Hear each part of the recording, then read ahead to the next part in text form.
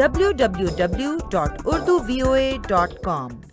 یہ voice of America ہے، میں ہوں اسد حسن، اور کرونا کی عالمی وبا کے دنوں میں ہمارا یہ خصوصی پروگرام سامعین ہم معیشت پہ بات کرنے جا رہے ہیں، لیکن دو مختلف حوالوں سے۔ معیشت پہ ایک تو گراؤنڈ ریئلٹیز کو دیکھتے ہوئے جو اکانومسٹ کیا کہہ رہے ہیں اس کا تجزیہ کریں گے۔ خالد جمیل صاحب ہمارے سینئر صحافی ہیں، معاشی امور کے اور ڈیولپمنٹ سیکٹر کے ایکسپرٹ ہیں، اس پہ گہری نظر رکھتے ہیں، لکھتے ہیں، بولتے ہیں، پروگرام ہوسٹ کرتے ہیں۔ اور عظمیٰ بنت نذیر ہمارے ساتھ ہیں، وہ اسٹرالوجسٹ ہیں، یعنی علم فلکیات کی ماہر ہیں۔ آج ان کو پروگرام میں لینے کا خاص طور پہ ایک مقصد یہ بھی ہے کہ جب پرائم منسٹر عمران خان نے 26 دسمبر کو ایک بیان دیا تھا، ایک سٹیٹمنٹ تھا، قوم سے خطاب بھی تھا کہ 2020 جو ہے وہ پاکستان کی معاشی بحالی کا اور معاشی ترقی کا سال ہے۔ اس پہ عظمیٰ بنت نذیر نے اپنے اسٹیٹس پہ ایک انالیسس دیا تھا اور کہا تھا کہ سوری مسٹر پرائم منسٹر، شاید یہ ایسا نہ ہو سکے، کیونکہ 2020 یہ بتاتا ہے کہ پاکستان کے لیے بہت مشکل معاشی سال ہوگا، نہ صرف پاکستان کے لیے بلکہ پوری دنیا کی معیشت کو بہت بڑا چیلنج پیش آ سکتا ہے۔ یہ بات ہے دسمبر کی، جبکہ کورونا ہم ایرپٹ ہوتا ہوا پہلی بار اس کی خبریں سنتے ہیں چائنا سے فروری میں، اور اس وقت جب ہم اپریل کے آخری اشرے میں بات کر رہے ہیں آپ کے سامنے، تو اس وقت پوری دنیا کو $1 ٹریلین کا نقصان ہو چکا ہے اور معیشت بری طرح سے متاثر ہو چکی ہے۔ دونوں زاویوں سے بات کرتے ہیں، گراؤنڈ ریئلٹی اینڈ ایسٹرالوجی۔ عظمیٰ بنت نذیر، سب سے پہلے آپ ہمیں بتائیے گا کہ آپ نے کس طرح پرائم منسٹر عمران خان کے اس اسٹیٹمنٹ کا انالیسس کیا تھا علم فلکیات کی روشنی میں، اور آپ کو کیا ہنٹس ملے تھے جو آپ کو لگتا تھا کہ 2020 رائز کا نہیں بلکہ ڈاؤن فال ہوگا؟ Thank you Asad for having me. تو ابھی سیکنڈ ورلڈ وار سے لے کے اب تک 6 گلوبل ریسیشنز آئے ہیں۔ سب سے پہلا ریسیشن آیا تھا 1970 میں، پھر 1974-75 میں، پھر 1980-83 میں، پھر 1990-93 میں، 2001-2002 اینڈ دین 2008-2009 میں۔ ان تمام گلوبل ریسیشنز کے ٹائم پہ جو پلینیٹری پوزیشنز تھیں وہ وہی 2020 میں اور ایون مڈ 2021 تک وہی پلینیٹری پوزیشنز جو ہیں وہ رہنی ہے۔ تو کیونکہ اسٹرالوجی جو ہے وہ اس کو آپ ایک اسٹیٹسٹیکل ٹول کہہ سکتے ہیں، it is all about probabilities, اور پریویس پیٹرنز اور سائیکلز کو دیکھتے ہوئے ان کا انالیسس کر کے آپ اس بیس پہ جو اندازے لگاتے ہیں وہی اسٹرالوجیکل پریڈکشن ہوتی ہے ایکچولی۔ تو ان تمام پریویس ریسیشنز کو دیکھتے ہوئے مجھے یہ لگ رہا تھا کہ 2020 جو ہے وہ نہ صرف پاکستان بلکہ گلوبل اکانومی کے لیے جو ہے وہ کافی چیلنجنگ ایئر ہوگا۔ صحیح۔ اب اس میں اور یہ 2019 کے آخر کا بیان تھا پرائم منسٹر کا۔ خالد جمیل صاحب، جب عظمیٰ نے یہ پریڈکشنز دی تھیں ان کی وال کے اوپر، اب بھی وہ موجود ہے، اس وقت گلوبل ریسیشن تو نہیں لیکن ایک پریشر اکانومی کے اوپر اینٹیسپیٹ کیا جا رہا تھا۔ کوئی گراؤنڈ فیکٹرز تھے جو ہنٹ کرتے تھے، یا آپ کیسے دیکھیں گے؟ عظمیٰ کا بھی انالیسز آپ نے سنا ہے، اس وقت زمین پہ ایسی سچویشن تھی جو ہنٹ کرتی ہو کہ کوئی چیلنج آنے والا ہے دسمبر 2019 میں؟ دیکھیں جو زمینی حقائق تھے معیشت کے یا باقی جو معاملات ہیں وہ تھوڑے سے ڈفرینٹ تھے، اگرچہ مختلف جو عالمی اقتصادیات یا معیشتیں ہیں ان کے اوپر کچھ دباؤ تو تھے۔ مڈل ایسٹ کے اندر بھی آپ دیکھ رہے ہیں کانفلکٹ کی سچویشن، اور وہاں جس طرح سے بار بار کبھی پیٹرولیم پرائسز کبھی اوپر جاتی تھی کبھی نیچے جاتی تھی، انسرٹنٹی تھی۔ اسی طرح آپ اگر یورپ میں دیکھیں یا امریکہ میں دیکھیں، چائنا کے اندر ایون ان کی پچھلے چند سالوں کے اندر جس طرح سے گروتھ، ایک سسٹینیبل گروتھ مسلسل جا رہی تھی، اس کے اندر تھوڑا سا وہاں پر بھی بریکس لگی تھی۔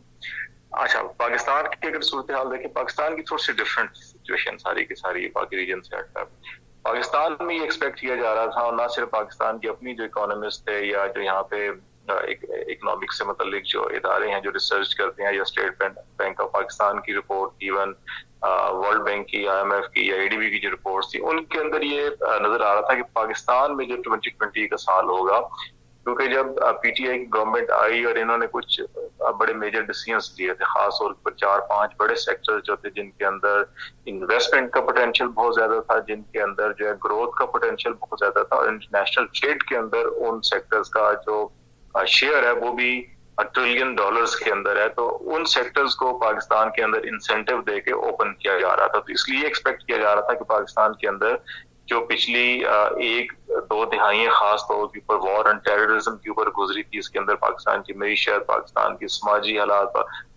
ہر چیز جو بڑی بری طرح متاثر ہوئی تھی پاکستان کی 2001 کے بعد، اگر آپ پچھلے 15-20 سال دیکھیں تو اب یہ سمجھا جا رہا تھا کہ شاید اب وہ ایک فیز آیا ہے جہاں پہ اب پاکستان تھوڑا سا جو ہے اسٹیبل ہوگا، اور پھر اس اسٹیبلٹی کے بعد جب آپ کی فورن ڈائریکٹ انویسٹمنٹ اگر بڑھتی ہے یہاں پہ، اس کے بعد ریمیٹنسز جو ہے وہ گریجولی پچھلے 1-1.5 سال کے اندر مسلسل بڑھ رہے تھے، پھر ہمارا جو بیلنس آف پیمنٹ کا ڈیفیسٹ تھا وہ بھی نیرو ہوتا جا رہا تھا، کم ہوتا جا رہا تھا، تو ہماری ایکسپورٹ جو ہے اس کے اندر بھی نظر آ رہا تھا کہ ایکسپورٹ اب بڑھ رہی ہیں. پھر ایگریکلچر سیکٹر کو، آپ کی جو ڈیری اور پولٹری اور لائف اسٹاک سیکٹر ہے اس کو اوپن کیا جا رہا تھا، اس کے اندر جدید ترین ماڈرن ٹیکنالوجیز لائی جا رہی تھی.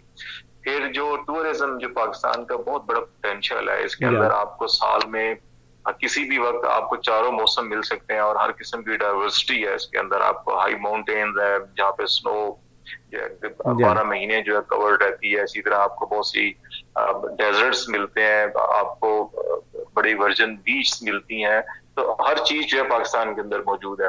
ان ایریاز کو کھولا جا رہا تھا. پھر ایک اور جو بڑا خاص کہ پاکستان کو آپ دیکھا ہوگا، ہاؤسنگ سیکٹر جو ہے پاکستان کے اندر جو 20 کروڑ کی آبادی ہے، اور اس میں ایک بہت بڑا چنک جو ہے وہ وداؤٹ ہاؤسنگ یونٹ جو ہے وہ زندگی گزار رہا ہے، یا تو کرائے پر ہے یا کسی اور کے گھر پر ہے یا زمینوں پر جھونپڑیوں پہ گزار رہے ہیں. پاکستان گورنمنٹ نے یہ فیصلہ کیا تھا کہ یہاں پہ جو ہاؤسنگ سیکٹر ہے اور جو کنسٹرکشن اور ریل اسٹیٹ کا سیکٹر ہے اس کے اندر انسینٹیو دیا جائے گا، اس کو اوپن اپ کیا جائے گا اور گھر تعمیر کیے جائیں گے یہاں پہ. تو یہ جب سیکٹر کھلتا ہے تو اس سے تقریباً کوئی 50 سے 60 انڈسٹریز جو ہیں وہ ان کے اندر اپرچونیٹیز پیدا ہوتی ہیں.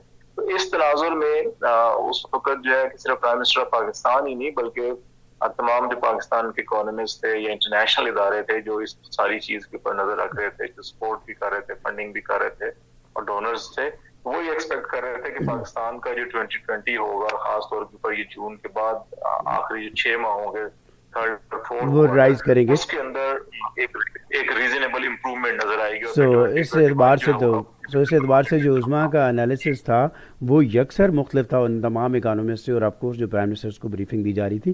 عظما آپ ذرا آگے آتے ہیں. اب یہ بتائیے گا، میری گزشتہ روز بھی ڈاکٹر اشفاق حسن سے اور یہاں پہ واشنگٹن میں جو اکانومسٹ ہیں مڈل ایسٹ انسٹیٹیوٹ کے ساتھ ڈاکٹر زبیر اقبال، ان سے بات ہوئی ہے کہ اب یہ ریسیشن اور اس کے اثرات کب تک رہیں گے. ان کا انالیسس میں آپ سے بعد میں شیئر کرتا ہوں اور خالد جمیل صاحب بھی اس پہ رائے دیتے ہیں. آپ کیا دیکھ رہی ہیں؟ مجھے تو مڈ 2021 تک جو ہے وہ سچویشن جو ہے اس میں بہتری نظر نہیں آتی ہے. آلموسٹ اسی طرح کی سچویشن رہے گی. مڈ 2021 کے بعد تھوڑا ریلیف ہے، لیکن جو اکنامک سلو ڈاؤن ہے اس سے مکمل ریلیف جو ہے اگر آپ مجھ سے پوچھیں تو مجھے تو اپریل 2022 کے بعد نظر. تو یہ آپ کو صرف پوری دنیا کے لیے یا پاکستان کے لیے؟ یہ ایکچولی تو ہے پوری دنیا کے لیے، لیکن اس کا افیکٹ پاکستان پہ بھی ہوگا. پاکستان کا میں نے جب اپنے اکانومسٹ سے بات کی ہے وہ یہ کہتے ہیں کہ آف کورس پاکستان بھی اسی دنیا کا، اسی گلوب کا حصہ ہے، لیکن پاکستان جیسے ملکوں کی معیشت اتنی زیادہ انٹیگریٹڈ نہیں ہے انٹرنیشنل مارکیٹ کے ساتھ. ہونی چاہیے، تھوڑا بہت شیئر ہے بھی صحیح، اس لیے پاکستان کو یہ ایک ایڈوانٹیج بھی ہے کہ وہ چونکہ زیادہ انٹیگریٹڈ نہیں ہے، اس لیے لوکلی کچھ لوکل فیکٹرز ایسے ہو سکتے ہیں جو اس کی معیشت کو سٹل سہارا دے سکتے ہیں. اس بیک ڈراپ میں بتائیے گا.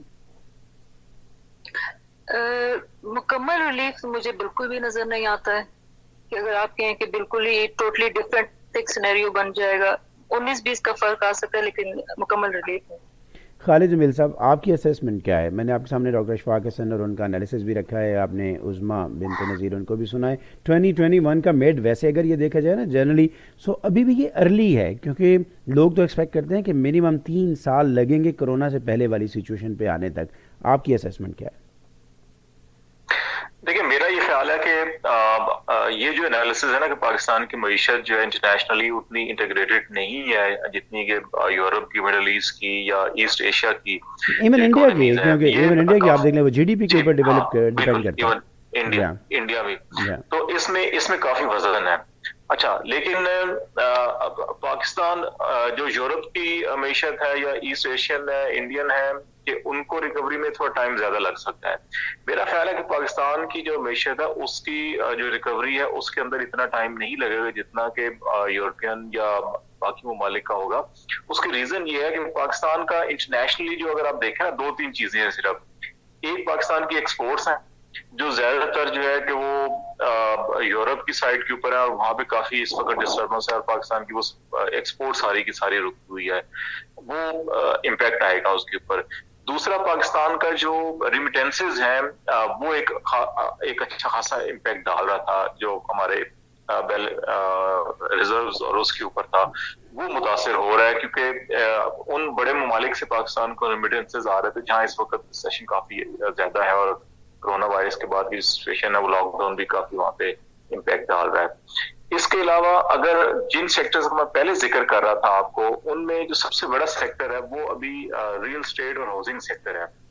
اس میں ابھی بھی پاکستان کے اندر پوٹینشیل موجود ہے. لاک ڈاؤن پاکستان میں ابھی چل رہا ہے 30 اپریل تک جو ہے کہ سندھ گورنمنٹ کہتی ہے کہ اس سے آگے بھی جانا چاہیے. پنجاب میں بھی سچویشن جو ہے کہ وہ یہ ایکسپیکٹ کیا جا رہا ہے کہ اگلے جو 1-2 ہفتے ہیں یا 1 ماہ ہے اس کے اندر یہ شرح جو ہے اس میں اضافہ ہوگا. تو اس کا مطلب یہ ہے کہ 30 اپریل کے بعد لاک ڈاؤن جو ہے وہ آگے بڑھ سکتا ہے. تعلیمی ادارے جو ہیں وہ پہلے 31 مئی تک بند رکھے گئے ہیں. ٹھیک ہے, صحیح.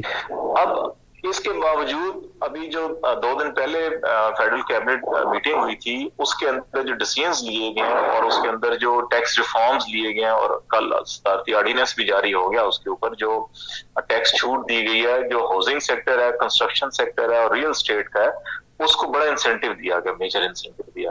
اچھا اب یہ فیصلہ جو کیا ہے اس کا انٹرنیشنلی اب ٹریڈ اور اس کے ساتھ کوئی لنک نہیں ہے. پاکستان کے اندر بہت بڑے بڑے انویسٹرز بیٹھے ہوئے ہیں جن کے پاس اچھا خاصا پیسہ ہے اور ریل اسٹیٹ کے اندر وہ کام یہی کرتے ہیں سب, اور ان کا مڈل ایسٹ کے اندر بھی وہ بزنس کر رہے ہیں, یورپ میں بھی کر رہے ہیں, لیکن پاکستان کے اندر بہت بڑا ان کی انویسٹمنٹ ہے. تو اس سیکٹر کو انسینٹیو دیا گیا ہے اور ابھی پچھلے 1 ہفتے سے پاکستان کے مختلف شہروں میں جو کنسٹرکشن اور ہاؤسنگ سے متعلق جو انڈسٹری ہے اور جو وہ لارج اسکیل مینوفیکچرنگ والے ہیں جس میں یہ سیمنٹ ہے, سریا ہے اور یہ ہے, ان کو بھی کھولا جا رہا ہے. اس کے علاوہ جو ہے جو ایس ایم ای سیکٹر جو اس سے جڑا ہوا ہے جو باقی 40-50 انڈسٹریز ہیں وہ بھی آہستہ آہستہ کھلنا شروع ہو گئی ہے. تو ابھی اگلے اگر ہفتے 10 دن کے اندر یہ سیکٹر پورا کھل جاتا ہے اور اس کے اندر ایکٹیویٹی شروع ہو جاتی ہے تو پھر آپ کو جو وہ امپیکٹ آپ نظر آ رہا تھا کہ شاید ہماری اکانومی کو بہت بڑا جھٹکا لگے گا, تو اس جھٹکے کو تھوڑا سا میرا خیال ہے یہ سیکٹر تھوڑا سنبھالا دے گا. اس کے ساتھ ساتھ اب جو اس کے ساتھ آپ کا جو ٹورزم یا باقی ایگریکلچر میں بھی دیکھیں آپ کی ویٹ کی جو ہے وہ کٹائی اپنے ٹائم پر شروع ہو گئی ہے. پنجاب میں شروع ہو چکی ہے, سندھ میں بھی, اور وہ اس کے اوپر کوئی منفی اثرات مرتب نہیں ہو رہے. اور جو کسانوں کو باردانہ فراہم کیا جاتا ہے یا جو کوٹا مقرر کیا جاتا ہے وہ اکارڈنگلی جو ہے کہ اپنے پلان کے مطابق چل رہا ہے. اس کا مطلب ہے کہ ایگریکلچر کے اوپر بھی اس طرح سے امپیکٹ جو ہماری ویٹ ریپڈ فائر امپیکٹ نہیں آ رہا. لیکن جہاں تک ہماری ایکسپورٹ اورینٹڈ انڈسٹری ہے اور جو ریمیٹنسز کا معاملہ ہے اس کے اوپر میرا خیال ہے تھوڑا سے دیر پاس رات رہیں گے اور اس کو آہستہ آہستہ اسٹرگل کرنا پڑے گا. اس میں اب جاتے ہیں جنرلی ایک پینڈیمک کے اوپر, پوری دنیا انسانی زندگیاں اس سے متاثر ہو رہی ہیں, جانیں جا رہی ہیں. اس پہ بھی سائنٹسٹ کی اور ایون جو پولیٹیکل ایڈمنسٹریشنز ہیں دنیا بھر میں وہ بڑی تقسیم ہے. آپ کے خیال میں یہ جو آفت ہے پورے کرۂ ارض پہ یہ کتنی دیر سسٹین کر سکتی ہے؟ جلدی جانے والی ہے یا اس کے لیے کوئی ویکسین ہی چھٹکارا دلا سکے گی؟ کب تک اس کے اثرات آپ دیکھتے ہیں انسانوں کی زندگیوں پہ؟ کرونا کا جو ہے وہ میں نے اپنے پیج پہ بھی مینشن کیا تھا کہ اینڈ آف مئی تک جو ہے وہ کوئی امپرومنٹ نظر نہیں آتی ہے, لیکن جو اس کی وائرس کی نیگیٹیوٹی ہے وہ برقرار رہے گی. لیکن جون سے تھوڑی سی چیزیں جو ہیں وہ ریسٹور ہونا شروع ہوگی, لیکن یہاں بھی مکمل ریلیف جو ہے وہ سپٹمبر کے بعد ہی ہے. سپٹمبر کے بعد, سپٹمبر سے پہلے نہیں. صحیح. اور میں آپ کو اسی ریفرنس میں یونائٹڈ نیشن کے سیکرٹری جنرل کا اسٹیٹمنٹ دے دوں, وہ بھی جو محتاط اندازہ ہے ان کا بھی دسمبر تک ہے. ویسے 12 ماہ سے 18 ماہ تک بتایا جا رہا ہے کہ لوگوں کو اپنا لائف سٹائل شاید بدلنا ہوگا جب تک ویکسین نہیں آ جاتی. اس میں اب آ جاتے ہیں دوسرے اینگل پہ ذرا, پولیٹیکل اسٹیبلٹی. جی اس میں ایک اور چیز میں کہنا چاہ رہی تھی, ابھی نیوز میں بھی کہہ رہی ہیں کہ ریسرجنس ہو سکتی ہے کرونا میٹر میں, تو وہ بھی جون میں ایکلپسز ہونے ہیں 2. تو اگر میں ایسٹرولوجیکلی بات کر رہی ہوں تو जून जुलाई जो है वो इतनी जल्दी इसकी रिसर्जेंस नहीं होगी, जून जुलाई अगस्त इसमें हो सकती है इसके लिए। यहाँ हमारे एरिया में या रशिया की बात करें? नहीं, जिन जिन कंट्रीज में जो ऑलरेडी था वायरस पे, वहाँ पे वो री इमर्ज और उसकी रिसर्जेंस हो सकती है। उसमें आप ज़रा पॉलिटिकल स्टेबिलिटी पे आ जाते हैं। मईशत पे हमने बात की, चूँकि मईशत डायरेक्टली सियासत पे भी असर अंदाज करती है। पाकिस्तान में काफ़ी क्या सराहियाँ रहती हैं। पाकिस्तान में सियासी इस्तेहकाम के रेफरेंस में आपके जायज़े क्या बता रहे हैं? इमरान खान साहब की हुकूमत के बारे में, गवर्नमेंट हो, पॉलिटिकल स्टेबिलिटी, सब कुछ उसमें आ जाता है। जहाँ तक गवर्नमेंट का सवाल है तो गवर्नमेंट तो रहेगी, अपना टेन्योर पूरा करेगी, लेकिन ये जो इनकी आपस की लड़ाइयाँ हैं और जो ये रस्सा कशी है और जो भी इनके मामलात हैं वो भी चलते रहने हैं, क्योंकि ये इमरान खान के जो दौरे हुकूमत था वो रहना ही चैलेंजेस और ये कॉन्फ्लिक्ट्स और मसाइल से भरपूर ही रहना था, उसमें कमी कोई नहीं आएगी, लेकिन ये है कि ये अपना टाइम जो है वो पूरा करेगी। खालिद जमील साहब, बहुत ज़्यादा पॉलिटिकल स्टेबिलिटी आप क्या देख रहे हैं?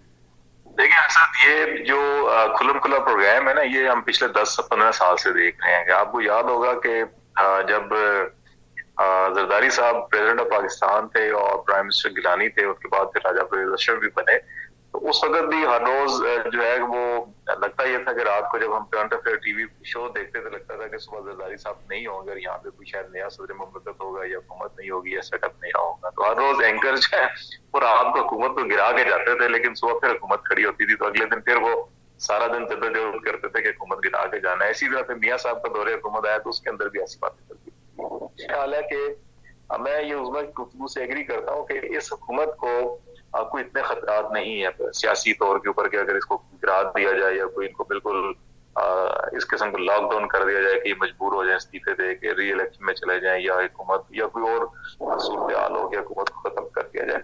मेरा ख्याल है कि हुकूमत जो है कि चलती रहेगी। चैलेंजेस जो है क्योंकि अपोजिशन के पास जो इश्यूज हो सकते थे या जो कार्ड्स हो सकते थे वो जल्दबाजी में बहुत जल्दी में उन्होंने वो सारे के सारे इस्तेमाल करके जाया कर, तो अब उनके पास कोई इतना बड़ा कार्ड है नहीं है।